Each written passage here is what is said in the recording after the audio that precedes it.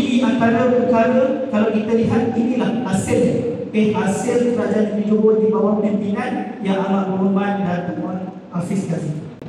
Okay, next.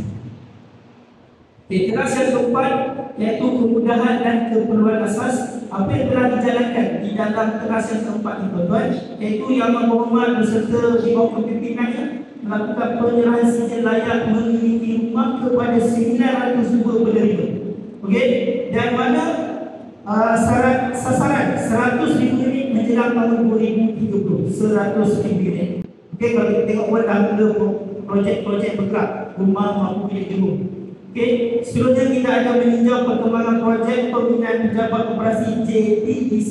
Ini nanti di hujung slide saya akan terangkan sikit apa itu JTDC. Belakang boleh mati dulu. Okey, insyaAllah sikit lagi. Okey, apa itu JTDC? Okay, next. Iaitu Johor Talent Development Council.